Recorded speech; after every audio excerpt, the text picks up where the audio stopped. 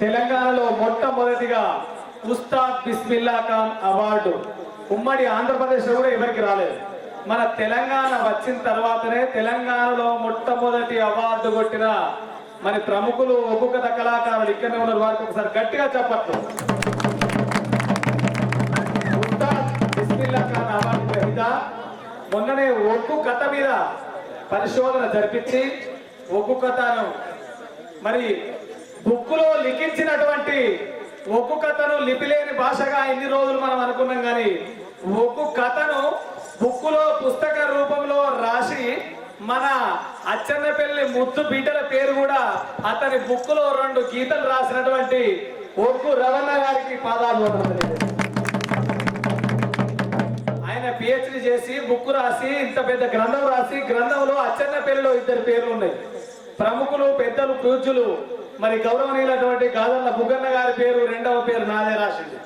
ఎందుకంటే ఆత్మీయంగా ఉన్న వాళ్ళది మాత్రమే రాయగలుగుతారు. అందరికి పెన్ను పట్టగానే పేపర్ల పేరెక్కాలంటే అందరి దగ్గరది. కొద్దిగా మనసులో ఆత్మీయంగా ఉన్న వాళ్ళది మాత్రమే ఎక్కుతుంది.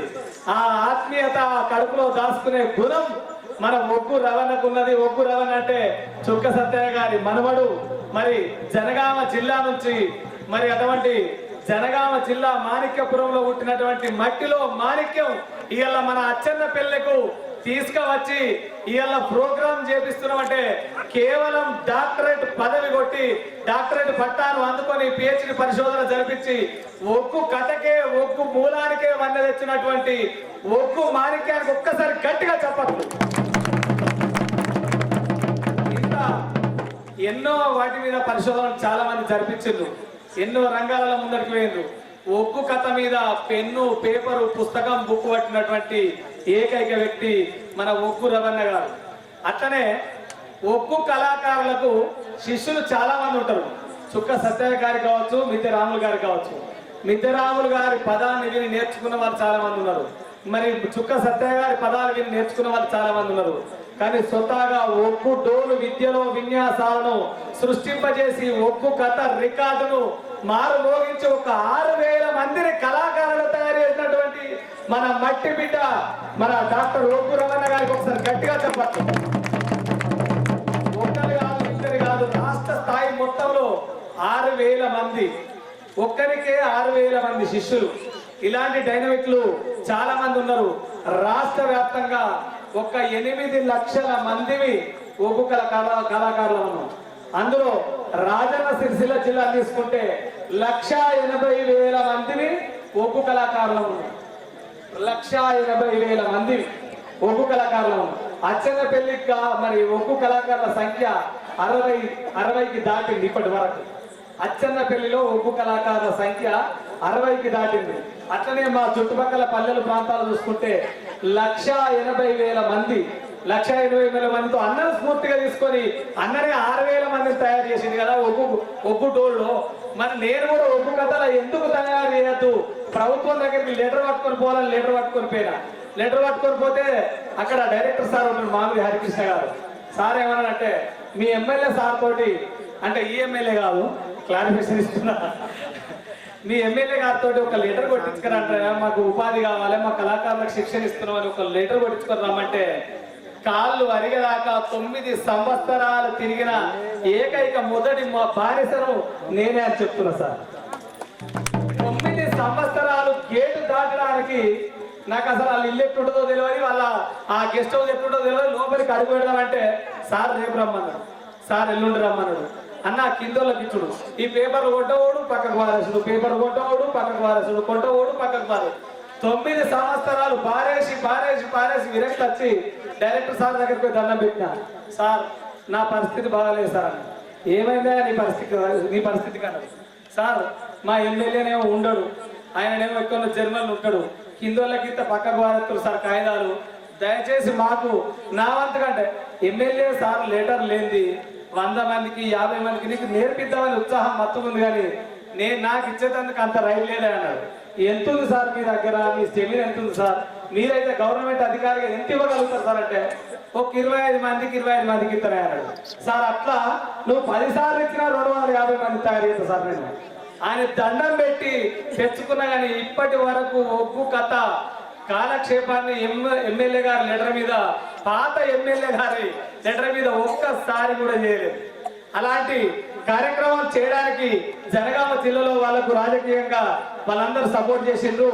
మరి ఇప్పుడు కూడా మీరు అనుమతిస్తే నేను ఎన్ని వేల మందినైనా ఒగ్గు కథ శిక్షకులను మీరు ఎక్కడికైనా స్వాగతం పలకడానికి మా ఒగ్గు పాటలతోటి, ఒగ్గు మాటలతోటి, నీకు మాటలే ముంగడ పూల పాటలుగా వేస్తామని మా మనస్ఫూర్తిగా కోరుకుంటున్నాను. అది డాక్టరేట్ కొట్టినటువంటి మరి అన్నను ఇన్స్పైర్ గా తీసుకొని మాత్రమే చేసిన, నాకు ఆ సొంత ఆలోచన కూడా రాలేదు. ఇప్పుడు వారిని మాట్లాడవలసిందిగా కోరుతున్నాను.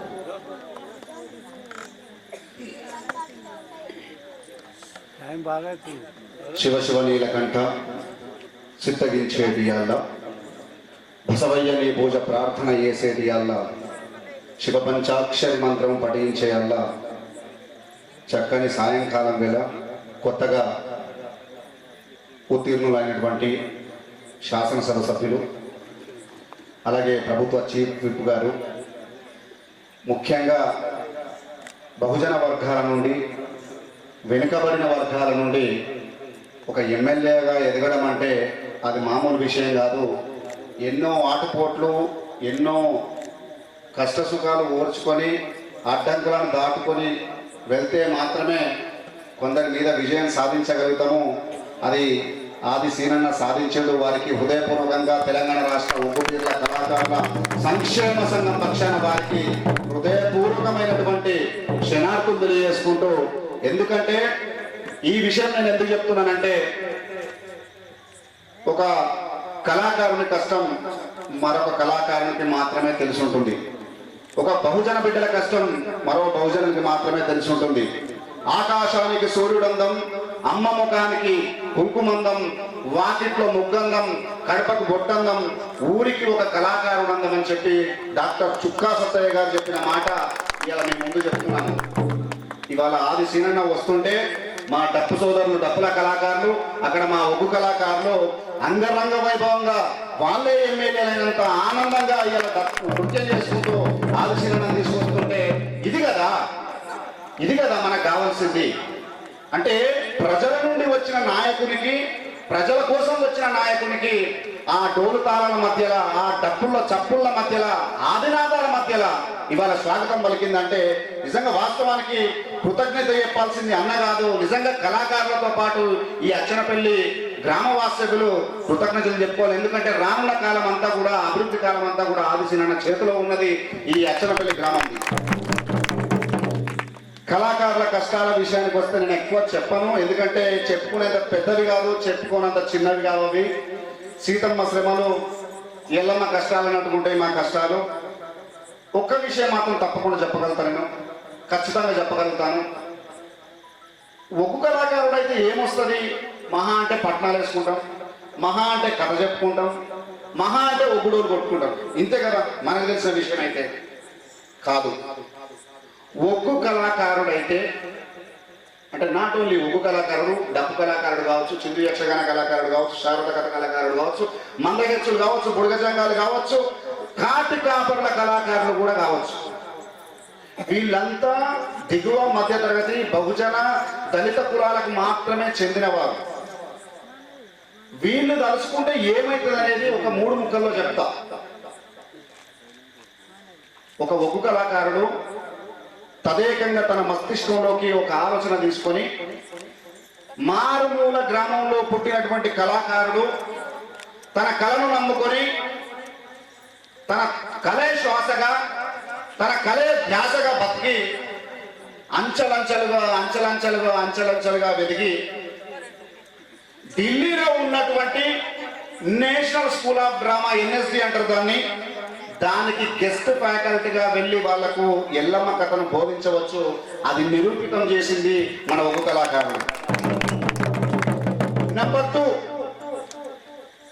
పరిపాలన యంత్రాంగం అంతా కూడా ప్రభుత్వం ఏదైతే ఆలోచన చేస్తుందో ఆ ఆలోచనను సక్రమంగా ప్రజల మధ్యలోకి వెళ్తుందా లేదా అని చూసేవాళ్ళు కలెక్టర్లు. అయితే ఆ కలెక్టర్లు తయారు చేసేది డెహ్రాడూన్లో ఉన్నది, అంటే ప్రొఫెషనరీ కలెక్టర్లు అంటారు వాళ్ళని. అక్కడ తన శిక్షణా కాలం పూర్తి చేసుకున్న తర్వాత వాళ్ళు విధుల్లో వస్తారు. ఆ కలెక్టర్లకు కూడా విద్య చెప్పొచ్చు, ఆ కలెక్టర్లను కూడా మన ఒగ్గుడోలు నేర్పించవచ్చు, ఆ కలెక్టర్లకు కూడా మన ఒగ్గు కథను నేర్పించవచ్చు అని చెప్పింది ఒగ్గు కళాకారు. ప్రతి సంవత్సరం కూడా డెహ్రాడూన్కు వెళ్ళి ప్రొఫెషనల్ కలెక్టర్లకు విద్య నేర్పించి వాళ్ళతోటి ఒగ్గు డోలు విన్యాసాన్ని ఒగ్గు కథను చెప్పించిన ఘనత ఒగ్గు కళాకారులు. అదేవిధంగా ఇక్కడ తెలంగాణ స్టేట్ పోలీస్ అకాడమీకి ఒక గెస్ట్ ఫ్యాకల్టీ కావచ్చు. అంతెందుకు ఐపీఎల్ క్రికెట్లో సాధారణంగా చీర్గల్స్ ఆడుతూ ఉంటారు. వాళ్ళు షాట్ కొట్టగానే, 4 కొట్టగానే, 6 కొట్టగానే చీర్గల్స్ ఆడుతూ ఉంటారు.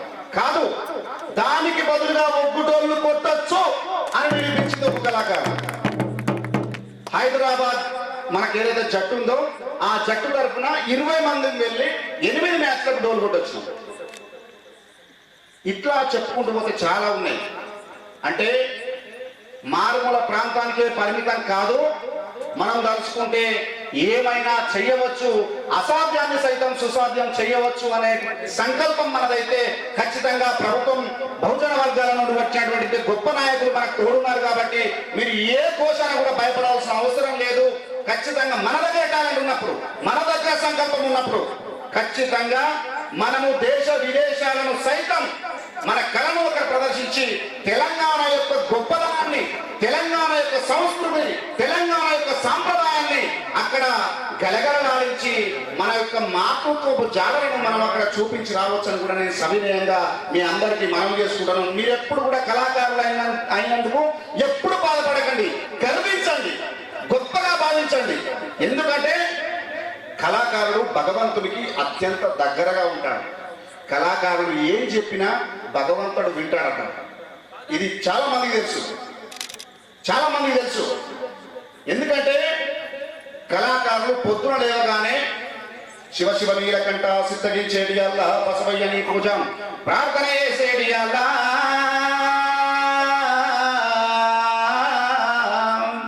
అని చెప్పి తన నరాలన్నిటిని కూడా బిగబట్టి అత్యద్భుతమైనటువంటి శివునికి అత్యంత ప్రీతిపాత్రమైనటువంటి ఓంకార నాదాల మధ్యలో ఇవాళ మనం మల్లన్నను పూజిస్తా ఉన్నాం, ఈరన్నను పూజిస్తా ఉన్నాం, ఎల్లమ్మని పూజిస్తా ఉన్నాం, మైసమ్మని పూజిస్తా ఉన్నాం. వీళ్ళే కదా మన దేవతలు. బహుజన వర్గాల దేవతలు, దళిత వర్గాల దేవతలు వీళ్ళే కదా. మన ఎల్లమ్మ, మన పోషమ్మ, మన మైసమ్మ, మన మార్కమ్మ, మన మాంగారమ్మ, మన పోషమ్మ, మన మల్లన్న, మన రాజన్న. అంటే రాజన్నను కూడా రాజరాజేశ్వర స్వామిని చేసిరు, అది వేరు విషయం. మల్లన్నను మల్లికార్జున స్వామిని చేసిరు, అది వేరు విషయం.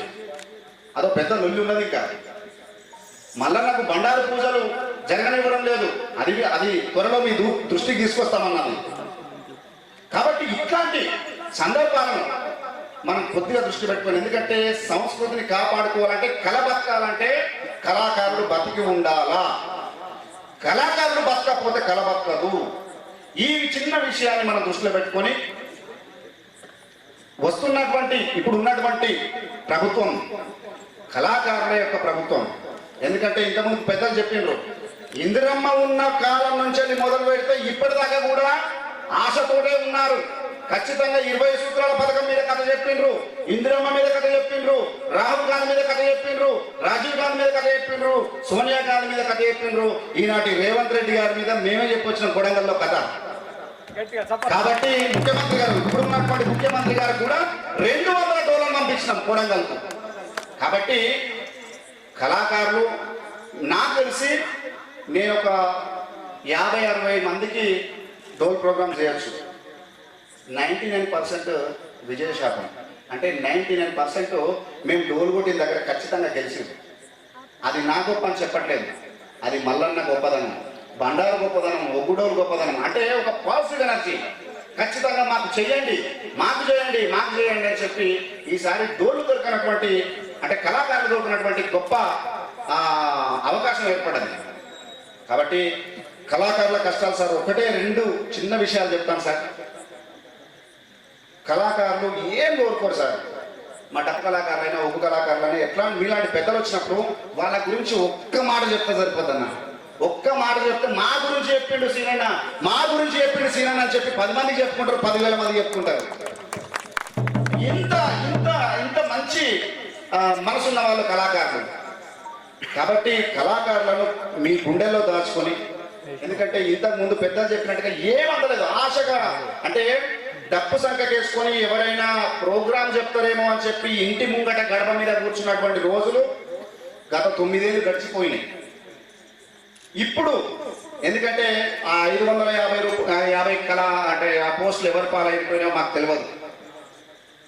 తెలంగాణకు వచ్చిన తర్వాత మొట్టమొదటి ఉద్యమం సెక్రటరేట్ మీద జరిగిన ఉద్యమం, ఒక కళాకారులు చేసిన ఉద్యమం, అది నేషనల్ లెవెల్గా పెద్ద ఇష్యూ అయిపోయింది. అయినా కూడా ఒకరికి ఉద్యోగాలు రాలేదు. అయినప్పటికీ ఓపికతోటి ఈ రోజు వరకు కూడా ఎదుర్కొంటూ వచ్చినాం. బీద కళాకారులకు అంటే ఏజ్ అయిపోయినటువంటి కళాకారులకు పెన్షన్లు 2018లో వచ్చినాయన్న, ఇంతవరకు కూడా పెన్షన్లు మళ్ళీ రాలేదు. కాబట్టి కళా హృదయంతో మీరు ముఖ్యమంత్రి దృష్టికి తీసుకువెళ్ళి పేద కళాకారులకు ఒక 4,000 5,000 వస్తే వారికి మోకాళ్ళ కలుపులు అరిగి మోకాళ్ళ చిప్పలు అరిగి వాళ్ళు పాడి పాడి పాడి తన ఆ లంగ్స్ దెబ్బతిని తన బొక్కలు దెబ్బతిని ఆ చూది కూలల వరకే వాళ్ళకి అవసరం వస్తాయి. కాబట్టి ఆ కొడుకులు చూస్తారో ఆ కూడలు చూస్తారో చూడరో కాసింత భూమి పెడతారో పెట్టరో ఆ బాధలన్నీ ఎవ్వరికి చెప్పుకోలేదు సార్ వాళ్ళు. కాబట్టి ఒక 4,000 5,000 వాళ్ళకు పెన్షన్ రూపంలో వస్తే ఎవ్వరి మీద ఆధారపడకుండా మీ పేరు ఆజన్మాంతం గుర్తుపెట్టుకుంటారు సార్ కళాకారులు. కాబట్టి పెన్షన్ సౌకర్యం ఒక్కటి చేయండి. రెండవది కళాకారులకు అంటే రాత్రిపూట పట్టణాల మీదకి వెళ్ళి వస్తుంటే యాక్సిడెంట్లు అయి చచ్చిపోయి దిక్కులేని సాగు చచ్చిపోయి లారీలు దొక్కి బస్సులు దొక్కి ఆ శవాన్ని తీసుకొచ్చి అంటే ఏర్పడనటువంటి శవాన్ని తీసుకొచ్చి దిక్కులేని సాగు క్రియలు చేసుకున్నటువంటి ఆ చావు కళాకారులకి దక్కింది. అట్లాంటి కళాకారులకు ఎటువంటి బీమా సౌకర్యం ఇంతవరకు లేదు సార్.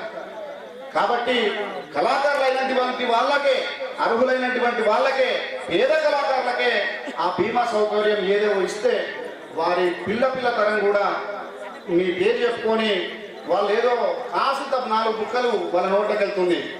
మరొక విషయం సార్, ముఖ్యంగా ఏంటంటే ఈ గ్రామం నుండి అచ్చనపల్లి గ్రామం నుండి ఢిల్లీకి రామ్జీ గోండు కథను ఉద్యమం అంటే స్వతంత్ర ఉద్యమంలో పాల్గొన్నటువంటి గోండు వీరుడు రామ్జీ గోండు కథను ఢిల్లీకి వెళ్ళి సంగీత నాటక అకాడమీలో చెప్పినటువంటి ఘనత మన బుగ్గన్న గారికి ఉన్నది, ఇక్కడ దేవరాజు గారికి ఉన్నది. అదేవిధంగా ఎల్లమ్మ కథను కూడా సంగీత నాటక ఢిల్లీకి 2 సార్లు వెళ్ళారు వీళ్ళు. ఎందుకంటే టాలెంట్ ఎక్కడున్నా గుంజేటువంటి పైకి తీసుకునేటువంటి అవకాశం నాకు దొరికింది. కాబట్టి ఇద్దరిని కూడా 2 సార్లు సంగీత నాటక అకాడమీలో ప్రదర్శించేటువంటి గొప్ప అవకాశం మాకు దక్కింది. కాబట్టి వీళ్ళు గొప్ప కళాకారులు, గొప్ప కళా నైపుణ్యం ఉన్న వాళ్ళు. కాబట్టి వీరు అంటే ఒక వయసు మీద ఉన్నప్పుడే కొంతమందికి నేర్పించేటువంటి అవకాశం ఉంటుంది. కాబట్టి శిక్షణా శిబిరాలు ఏదైతే ట్రైనింగ్ క్యాంపులు ఉంటాయో ఈ క్యాంపులో పెడితే, ఈ క్యాంపులు ఇక్కడ పెట్టినట్టయితే, శిక్షణా శిబిరాలు ఏర్పాటు చేయించినట్టయితే వాళ్ళు మరికొంతమందికి నేర్పించి ఆ కృతజ్ఞతాభావం కూడా మిమ్మల్ని ఎప్పుడు కూడా మర్చిపోరన్నా. దయచేసి ఆ కళాకారులను ఏదైతే నాట్ ఓన్లీ ఒగ్గు కళాకారులు, ఇక్కడ డప్పు కళాకారులు ఉండొచ్చు, ఏదైనా కళాకారులు ఉండొచ్చు, అంత మన జాతి బిడ్డలే వాళ్ళంతా కూడా, అంత మన వాళ్ళే వాళ్ళంతా కూడా. కాబట్టి అట్లా ప్రభుత్వంతో కొట్లాడి ఇలా 6,000 మందిని తయారు చేసినటువంటి గొప్ప అవకాశం నాకు వచ్చినందుకు మీ అందరికీ కూడా మరొకసారి కృతజ్ఞతలు తెలియజేసుకుంటూ ఈ 6,000 మందిని తయారు చేసినందుకు గాను సెంట్రల్ గవర్నమెంట్ పిలిచి నాకు మొట్టమొదటి నేషనల్ అవార్డు ప్రకటించింది. కాబట్టి ఈ అచ్చనపల్లి గ్రామాలకు శిక్షణా శిబిరాలతో పాటు ఆ పెన్షన్ సౌకర్యం ఒకటి, ఆ బీమా సౌకర్యం ఒకటి మీరు కల్పిస్తే మీకు ఆజన్మానంతం మేము రుణపడి ఉంటాము, మీ పేరు తలుచుకుంటాము, మా గుండెల్లో మీరు చిరస్థాయిగా నిలిచిపోతానని తెలియజేసుకుంటూ ఈ అవకాశం ఇచ్చినటువంటి సోదరుడు, నాకు మిత్రుడు, బ్రదర్ అంటే నేను అన్నా నాకు చిన్నవాడే కాకుంటే ఏంటంటే తన లోపల గొప్ప కళ పెద్దది. కాబట్టి నేను కూడా అన్నా అని సంబోధిస్తాను. మా గాజర్ల శంబన్నకు, దేవరాజన్నకు నేను హృదయపూర్వకంగా కృతజ్ఞతలు తెలియజేసుకుంటూ ఈ అవకాశం ఇచ్చినటువంటి వేదిక మీద ఉన్నటువంటి పెద్దలందరికీ మరియు శంభుకు నేను ప్రత్యేకంగా కృతజ్ఞతలు తెలియజేసుకుంటూ నా ఆత్మీయులందరూ ఇక్కడ ఉన్నారు. రాష్ట్ర ఒగ్గుపీర్ల కళాకారుల సంక్షేమ సంఘం పెద్దలందరూ కూడా మీకు అందరికీ కూడా మరొకసారి పాదాభివందనాలు తెలియజేసుకుంటూ ధన్యవాదాలు తెలియజేసుకుంటున్నాను. ముఖ్యంగా గ్రామ ప్రజలకు కూడా ధన్యవాదాలమ్మా. Thank you so